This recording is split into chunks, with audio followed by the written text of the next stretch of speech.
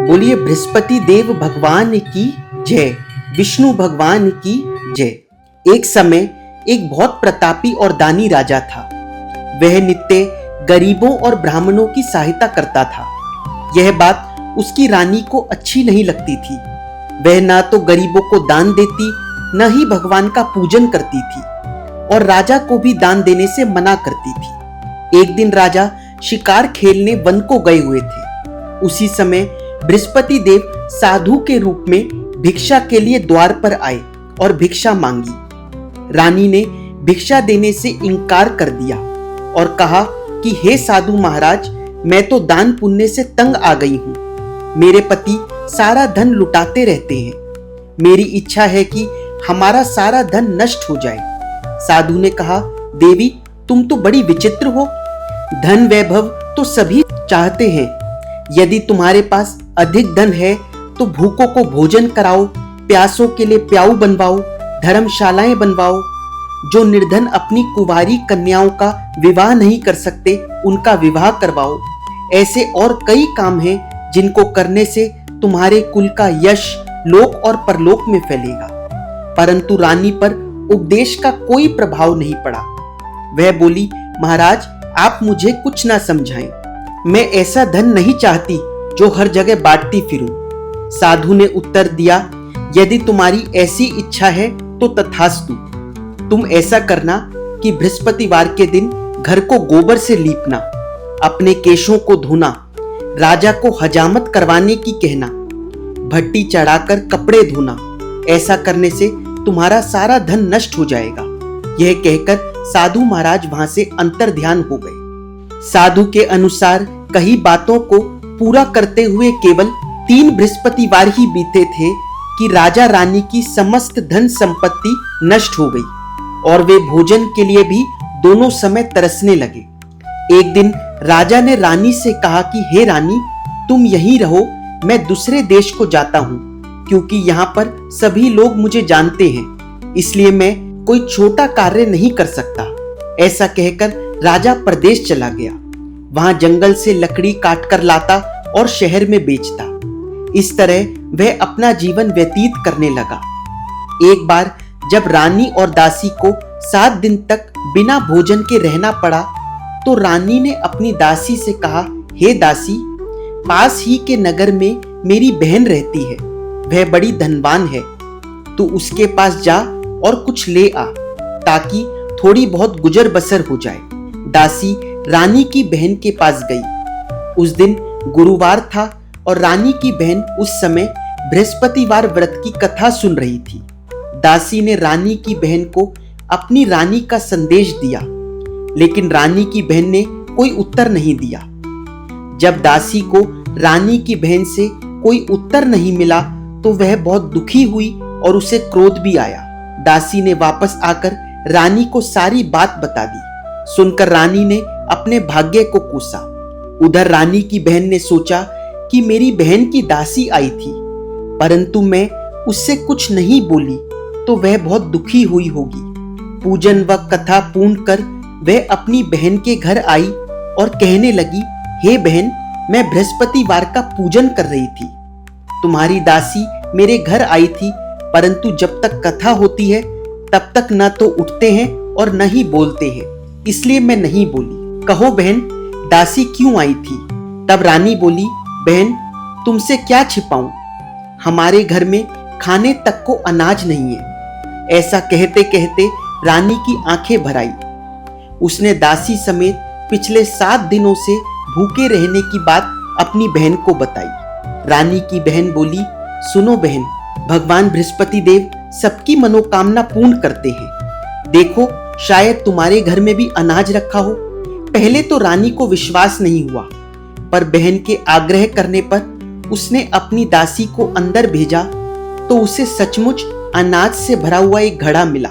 यह देखकर दासी को बहुत हैरानी हुई। दासी रानी से कहने लगी, हे रानी, जब हमें भोजन नहीं मिलता था तो हम व्रत ही तो करते थे, इसलिए क्यों ना इनसे व्रत और कथा की विधि पूछ ली जाए, ताकि हम भी व्रत और कथा किया करेंगे।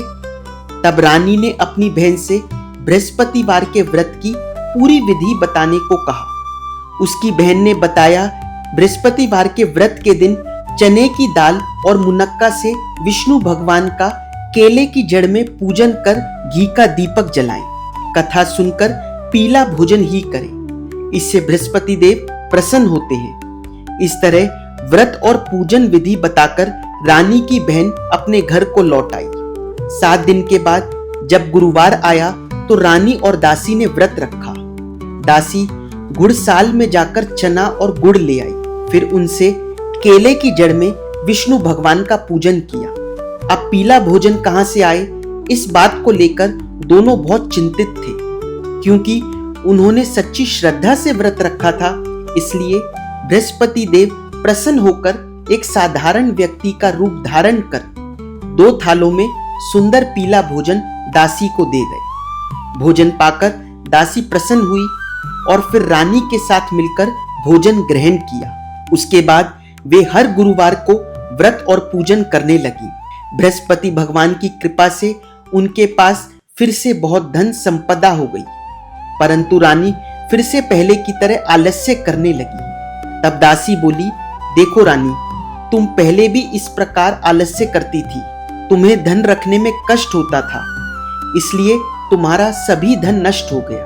बड़ी मुसीबतों के बाद हमने यह धन पाया है, इसलिए तुम्हें दान पुण्य करना चाहिए, भूखे मनुष्यों को भोजन कराना चाहिए और धन को शुभ कार्यों में खर्च करना चाहिए, जिससे तुम्हारे कुल का यश बढ़ेगा, स्वर्ग की प्राप्ति होगी और पितृ प्रसन्न होंगे। दासी की बात मानकर रानी अपना धन शुभ कार्यों में खर्च करने लगी, जिससे पूरे नगर में उसका यश फैलने लगा। एक दिन राजा दुखी होकर जंगल में एक पेड़ के नीचे बैठा था। वह अपनी दशा को याद करके व्याकुल होने लगा। बृहस्पतिवार का दिन था। एकाएक उसने देखा कि वन में एक साधु चले आ रहे। साधु आकर बोले, हे लक्कड़हारे, इस सुनसान जंगल में तू क्यों चिंता में बैठा है? लक्कड़हारे ने दोनों हाथ जोड़कर प्रणाम किया और उत्तर दिया, महात्मा जी, आप तो सब कुछ जानते हैं, मैं क्या कहूं? यह कहकर वह राजा रोने लगा और साधु को अपनी आत्मकथा सुनाई। साधु ने कहा, तुम्हारी स्त्री ने बृहस्पतिवार के दिन बृहस्पति देव का निरादर किया था, जिससे रुष्ट होकर उन्होंने तुम्हारी यह दशा कर दी। अब तुम मेरे कहने पर चलो तो तुम्हारे सभी कष्ट दूर हो जाएंगे और भगवान पहले से भी अधिक संपत्ति देंगे। तुम बृहस्पति के दिन कथा किया करो, 2 पैसे के चने व मुनक्का लाकर उसका प्रसाद बनाओ और शुद्ध जल के लोटे में गुड़ मिलाकर अमृत तैयार करो। कथा के पश्चात अपने परिवार और सुनने वाले प्रेमियों में अमृत व प्रसाद बांटकर स्वयं भी ग्रहण करो। ऐसा करने से भगवान तुम्हारी सभी मनोकामनाएं पूरी करेंगे। साधु के ऐसे वचन सुनकर लक्कड़हारा बोला, हे प्रभु, मुझे लकड़ी बेचकर इतना पैसा नहीं मिलता जिससे भोजन के उपरांत कुछ बचा सकूं। मैंने रात्रि में अपनी स्त्री को व्याकुल देखा है, मेरे पास कुछ भी नहीं जिससे मैं उसकी खबर मंगा सकूं। साधु ने कहा, हे लक्कड़हारे, तुम किसी भी बात की चिंता मत करो। बृहस्पतिवार के दिन तुम रोजाना की तरह लकड़ियां लेकर शहर को जाओ। तुमको रोज से दुगना धन प्राप्त होगा, जिससे तुम भोजन भी कर सकोगे और बृहस्पति देव की पूजा का सामान भी आ जाएगा। मैं तुम्हें अब बृहस्पति देव की कथा सुनाता हूं। प्राचीन काल में एक ब्राह्मण रहता था। वह बहुत निर्धन था। उसकी स्त्री बहुत मलिनता के साथ रहती थी। वह न तो प्रतिदिन स्नान करती और न ही किसी देवता का पूजन करती थी। इससे ब्राह्मण देवता बड़े दुखी थे। कुछ समय पश्चात ब्राह्मण के घर एक सुंदर कन्या पैदा हुई। कन्या बड़ी होने पर प्रातः स्नान करके विष्णु भगवान का जाप व बृहस्पतिवार का पूजन एवं व्रत करने लगी। अपने पूजन पाठ को समाप्त करके पाठशाला जाती तो अपनी मुट्ठी में जौ भर के ले जाती और पाठशाला के मार्ग में डालती जाती। तब ये जौ सोने के हो जाते और स्कूल से लौटते समय वह उनको बीन कर घर ले आती। एक दिन वह बालिका सूप में उन सोने के जौ को फटक कर साफ कर रही थी। तब उसके पिता ने देखा और कहा, हे बेटी, सोने के जौ के लिए सोने का सूप भी होना चाहिए। दूसरे दिन बृहस्पतिवार था। इस दिन कन्या ने व्रत रखा और बृहस्पति देव से प्रार्थना करने को कहा कि मैंने आपकी पूजा सच्चे मन से की है, तो मेरे लिए सोने का सूप भी दे दो। बृहस्पति देव ने उसकी प्रार्थना स्वीकार कर ली। रोजाना की तरह वह कन्या जौ फैलाती हुई जाने लगी। जब लौटकर जौ बीन रही थी तो बृहस्पति देव की कृपा से उसे मार्ग में सोने का सूप भी मिल गया। अब एक दिन की बात है, वह कन्या सोने के सूप में जौ साफ कर रही थी। उस समय उस नगर का राजपुत्र वहां से होकर निकला। वह कन्या के रूप और कार्य को देखकर मोहित हो गया और जाकर अपने पिता से कहा कि मैं उस लड़की से विवाह करना चाहता हूँ जो सोने के सूप में जौ साफ कर रही थी। यह सुनकर राजा बोला कि मैं उसके साथ तेरा विवाह अवश्य ही करवा दूंगा। राजकुमार ने उस लड़की के घर का पता बतलाया। तब मंत्री उस कन्या के घर गए और ब्राह्मण देवता को सभी हाल बताया। ब्राह्मण देवता राजपुत्र के साथ अपनी कन्या का विवाह करने के लिए तैयार हो गए और विधि विधान से उस कन्या का विवाह हो गया। कन्या के विदा होने के बाद ब्राह्मण देवता के घर में गरीबी का निवास हो गया। अब उन्हें भोजन के लिए अन्न भी बड़ी मुश्किल से मिलता था। एक दिन दुखी होकर ब्राह्मण देवता अपनी बेटी के पास गए। बेटी ने पिता की दुखी अवस्था को देखा और अपनी माँ का हाल पूछा। तब ब्राह्मण ने सभी हाल कहा। बेटी ने बहुत सा धन देकर अपने पिता को विदा किया। इस तरह ब्राह्मण का कुछ समय तो सुखपूर्वक व्यतीत हो गया, लेकिन कुछ दिन बाद फिर वही हाल हो गया। ब्राह्मण फिर अपनी बेटी के यहाँ गया और सारा हाल कहा तो उसकी बेटी बोली, पिताजी आप माँ को मेरे पास ले आओ, मैं उसे बृहस्पति देव की व्रत व पूजन विधि बता दूंगी, जिससे श्रद्धा पूर्वक करने से आपकी गरीबी दूर हो जाएगी। वह ब्राह्मण अपनी स्त्री को लेकर बेटी के ससुराल पहुंचा। तब बेटी अपनी माँ को समझाने लगी, माँ तुम प्रातः काल प्रथम स्नान आदि करके विष्णु भगवान का पूजन करना। परंतु माँ ने उसकी एक भी बात का ध्यान नहीं लगाया और प्रातः काल उठकर अपनी बेटी के बच्चों की झूठन को खा लिया। इससे उसकी बेटी को बहुत गुस्सा आया और उस रात उसने अपनी माँ को कोठरी में बंद कर दिया। अगले दिन सुबह उसने अपनी माँ को बाहर निकाला और स्नान आदि करा के पाठ करवाया तो उसकी माँ की बुद्धि ठीक हो गई और वह प्रत्येक बृहस्पतिवार को व्रत रखने लगी। इस पूजन व व्रत के प्रभाव से उसके माता पिता बहुत ही धनवान होकर बृहस्पति देव के प्रभाव से इस लोक के सभी सुख भोगकर स्वर्ग को प्राप्त हुए। इस तरह कहानी कहकर साधु देवता वहां से अंतर ध्यान हो गए। 4 दिन बाद बृहस्पतिवार का दिन आया। लकड़हारा जंगल से लकड़ी काटकर शहर में बेचने गया। उसे उस दिन अन्य दिनों से दुगना दाम मिला। लकड़हारे ने चना गुड़ आदि लेकर गुरुवार का व्रत व पूजन किया।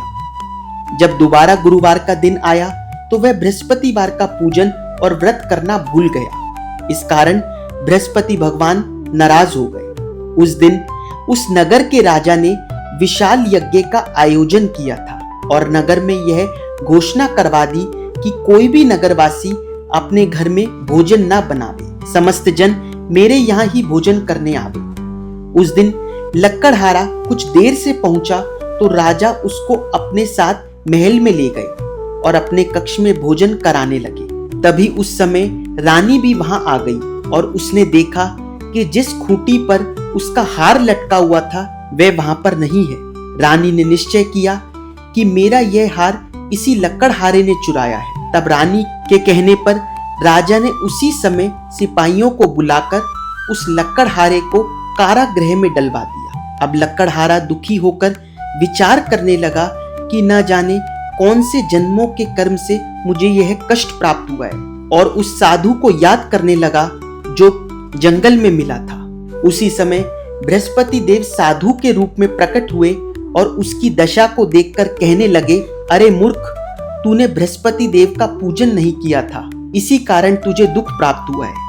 अब तू चिंता मत कर, आने वाले बृहस्पतिवार के दिन बृहस्पति देव का पूजन व व्रत रखना। साधु महात्मा के कहे अनुसार बृहस्पतिवार के दिन लकड़हारे ने कथा कही और व्रत रखा। तो उसी रात्रि को बृहस्पति देव ने उस नगर के राजा को स्वप्न में आकर कहा, हे राजा, तुमने जिस लकड़हारे को कारागृह में बंद करके रखा है वह एक राजा है और वह निर्दोष है, उसे छोड़ देना। तुझे रानी का हार उसी खूंटी पर लटका हुआ मिलेगा। अगर तू ऐसा नहीं करेगा तो मैं तेरे सारे राज्य को नष्ट कर दूंगा। इस तरह रात्रि के स्वप्न को देखकर राजा प्रातः काल उठा तो उसे वह हार उसी खूंटी पर लटका हुआ मिला। तब राजा ने उस लकड़हारे को बुलाकर क्षमा मांगी और सुंदर वस्त्र आभूषण देकर विदा किया। अब लकड़हारा राजा अपने नगर को चल दिया। राजा जब अपने नगर के निकट पहुंचा तो उसे बड़ा आश्चर्य हुआ। नगर में पहले से अधिक बाग, तालाब, मंदिर, कुएं तथा धर्मशालाएं आदि बनी हुई नजर आ रही थी। राजा ने जब पूछा कि यह सब किसने बनवाए हैं तो नगर के लोग कहने लगे, यह सब रानी और दासी ने बनवाए हैं। राजा ने महल पहुंचकर रानी से पूछा कि यह धन तुम्हें कैसे प्राप्त हुआ। तब रानी ने बताया कि हमें यह सब धन बृहस्पति देव के इस व्रत के प्रभाव से प्राप्त हुआ है। तब राजा ने निश्चय किया कि हर गुरुवार को तो सभी बृहस्पति देव का पूजन करते हैं, परंतु मैं प्रतिदिन दिन में 3 बार बृहस्पति देव की कथा कहूंगा तथा रोज व्रत किया करूंगा। अब हर समय राजा के दुपट्टे में चने की दाल बंधी रहती तथा दिन में 3 बार कथा कहता। एक रोज राजा ने विचार किया कि चलो अपनी बहन के यहाँ पर हो आवे। इस तरह निश्चय कर राजा घोड़े पर सवार हो अपनी बहन के यहाँ जाने को निकल गया। मार्ग में उसने देखा कि कुछ आदमी एक अर्थी को लिए जा रहे हैं। उन्हें रोककर राजा कहने लगा, अरे भाइयों, मेरी बृहस्पति देव की कथा सुन लो। तो वे बोले, लो, हमारा तो आदमी मर गया और इसको अपनी कथा की पड़ी है। परंतु कुछ आदमी बोले, अच्छा कहो, हम तुम्हारी कथा सुनेंगे। राजा ने दाल निकाली और कथा कहना प्रारंभ किया। अभी कथा आधी ही हुई थी कि अर्थी पर लेटा हुआ मुर्दा हिलने लगा और कथा समाप्ति पर राम राम कहता हुआ वह मुर्दा उठकर खड़ा हो गया। बोलो बृहस्पति भगवान की जय। आगे बढ़ते हुए मार्ग में राजा को एक किसान खेत में हल चलाता मिला। राजा ने उसे रोककर कहा, अरे भैया, तुम मेरी बृहस्पतिवार की कथा सुन लो। किसान बोला, जब तक मैं तेरी कथा सुनूंगा तब तक 4 हरिया जोत लूंगा। तू अपनी कथा किसी और को सुनाना। यह सुनकर राजा आगे चलने लगा। राजा के आगे बढ़ते ही बैल पछाड़ खाकर गिर गए और किसान के पेट में बड़ी जोरों से दर्द होने लगा। उस समय किसान की माँ रोटी लेकर आई। उसने जब यह देखा तो किसान से सब हाल पूछा। अपने बेटे की बात सुनकर वह बुढ़िया दौड़ी दौड़ी उस घुड़सवार राजा के पास गई और उससे बोली कि मैं तेरी कथा सुनूंगी, तू अपनी कथा मेरे खेत में चलकर ही कहना। राजा ने बुढ़िया के खेत पर जाकर कथा कही। कथा सुनने के उपरांत ही बैल उठ खड़े हुए और किसान के पेट का दर्द भी ठीक हो गया। राजा अपनी बहन के घर पहुंचा। बहन ने भाई की खूब मेहमानी करी। दूसरे दिन प्रातःकाल राजा जगा तो वह देखने लगा कि सब लोग भोजन कर रहे हैं। राजा ने अपनी बहन से कहा कि ऐसा कोई है क्या जिसने भोजन नहीं किया हो और मेरी बृहस्पतिवार की कथा सुन ले। बहन बोली, भैया, यह देश ऐसा ही है। पहले यहाँ लोग भोजन करते हैं, बाद में अन्य काम करते हैं। अगर कोई पड़ोस में हो तो मैं देख कर आती हूँ। कई घर देखने के बाद भी उसे ऐसा व्यक्ति नहीं मिला जिसने भोजन ना किया हो। कुछ दूर और जाने पर वह एक कुम्हार के घर पहुंची जिसका लड़का बीमार था। उसे मालूम हुआ कि कुम्हार के यहाँ 3 दिन से किसी ने भोजन नहीं किया है। रानी ने अपने भाई की कथा सुनने के लिए कुम्हार से कहा तो वह तैयार हो गया। राजा ने कुम्हार के घर जाकर उसके परिवार को बृहस्पतिवार की कथा सुनाई, जिसे सुनकर कुम्हार का लड़का ठीक हो गया। ऐसा होने पर चारों ओर राजा की प्रशंसा होने लगी। एक दिन राजा ने अपनी बहन से कहा कि हे बहन, हम अपने घर को जाएंगे, तुम भी तैयार हो जाओ। राजा की बहन ने अपनी सास से पूछा।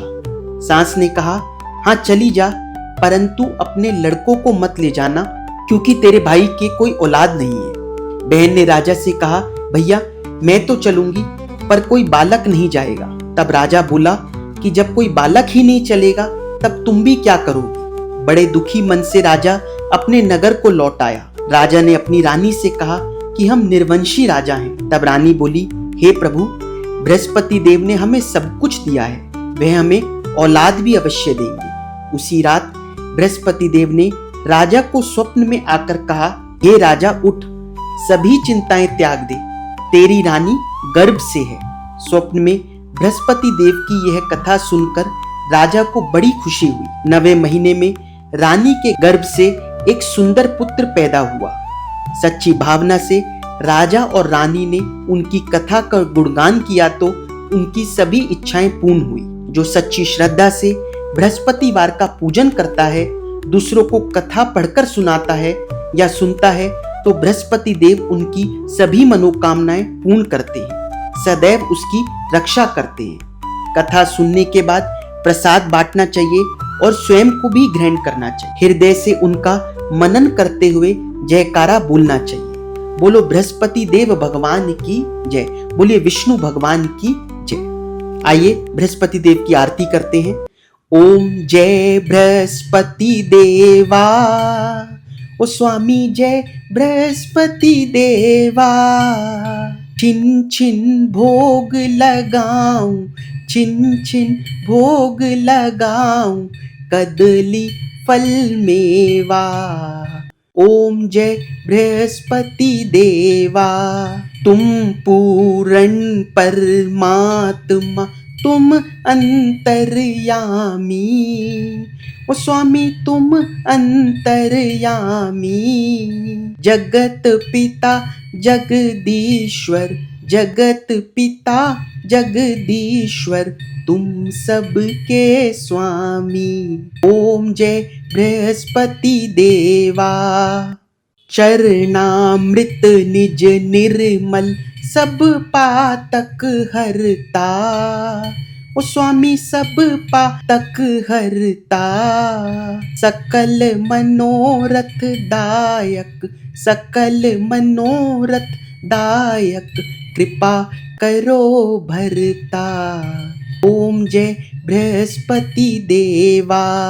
तन मन धन अर्पण कर, जो जन शरण पड़े, ओ स्वामी जो जन शरण पड़े। प्रभु प्रकट तब होकर, प्रभु प्रकट तब होकर, आकर द्वार खड़े।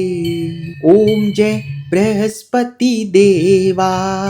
दीन दयाल दयानिधि, भक्तन हितकारी, ओ स्वामी भक्तन हितकारी। पाप दोष सब हरता, पाप दोष सब हरता, भव बंधन हारी। ओम जय बृहस्पति देवा। सकल मनोरथ दायक, सब संशय हारी, ओ स्वामी संशय हारी। विषय विकार मिटाओ, विषय विकार मिटाओ, संतन सुखकारी। ओम जय बृहस्पति देवा। जो कोई आरती तेरी प्रेम सहित गावे, ओ स्वामी प्रेम सहित गावे। जेठानंद आनंद सौ सौ, जेठानंद आनंद सौ सौ, निश्चय ही पावे। ओम जय बृहस्पति देवा। बोलिए बृहस्पति देव भगवान की जय, बोलिए विष्णु भगवान की जय, बोलिए आज के आनंद की जय। अगर आप लोगों को वीडियो अच्छी लगी हो तो वीडियो को लाइक और चैनल को सब्सक्राइब करके जाइएगा। कमेंट सेक्शन में विष्णु भगवान का जयकारा जरूर लगा कर जाइए।